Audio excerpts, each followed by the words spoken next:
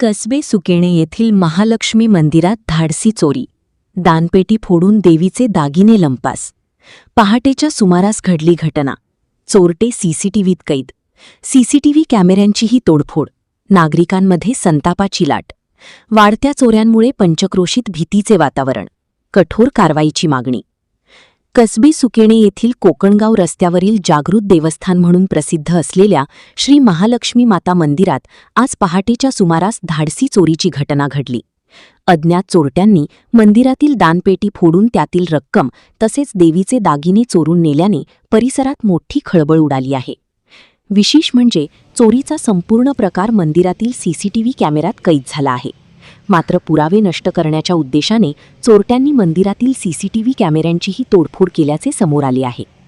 स्थानिक नागरिकांच्या म्हणण्यानुसार यापूर्वीही 3 ते 4 वेळा अशाच प्रकारच्या चोरीच्या घटना घडल्या आहेत. तरीही चोरट्यांवर प्रभावी कारवाई होत नसल्याने नागरिकांमध्ये संताप व्यक्त केला जात आहे.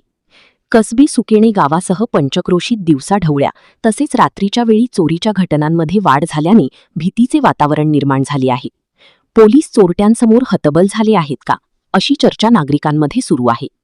घटनेची माहिती मिळताच ओझर पोलीस घटनास्थळी दाखल झाले असून पंचनामा करून पुढील तपास सुरू केला आहे. सीसीटीव्ही फुटेजच्या आधारे संशयितांचा शोध घेण्याचे काम सुरू आहे. दरम्यान संबंधित चोरट्यांचा तातडीने शोध घेऊन त्यांच्यावर कठोर कारवाई करावी तसेच अशा घटनांना आळा घालण्यासाठी प्रभावी उपाययोजना कराव्यात अशी जोरदार मागणी ग्रामस्थांनी केली आहे. निफाड तालुका प्रतिनिधी ज्ञानेश्वर हिरे, कसबे सुकेणे, निफाड.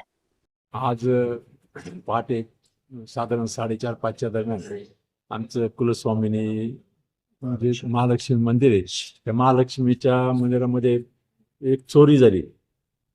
तर सीसीटीव्ही कॅमेरे असतानाही साधारण 4-5 वेळेस ही परिस्थिती चोरी होण्याची झालेली, परंतु अद्यापर्यंत कुठलाही याचा तपास लागलेला नाही.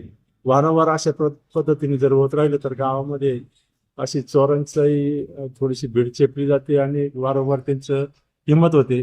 तर अशा पद्धतीने जर आता जर व्यवस्थित चौकशी वगैरे झाली तर सीसीटीव्ही मध्ये बऱ्याच प्रमाणामध्ये ते दिसताही, त्यांचे चेहरे अस्पष्ट का होईना परंतु बऱ्याच चांगल्या प्रमाणात दिसत आहेत.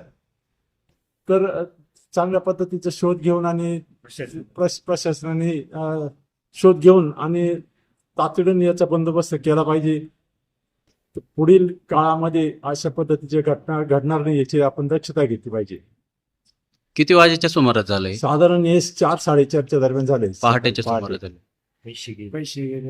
त्यातून बरीच मोठी दानपेटी तोडली, कुलपा तोडल्या आणि त्याच्यातून दानपेटीतून बरीच मोठी रक्कम, माझ्या मते 8-10 हजार रुपये तिथून गेले असावेत. 10-1 हजार रुपये येत आहे आमच्या इतक्यात. 10-1 हजार रुपये गेले असावेत असा एक अंदाजे. आणि देवीचे इतर दागिने वगैरे ते नेले त्यांनी.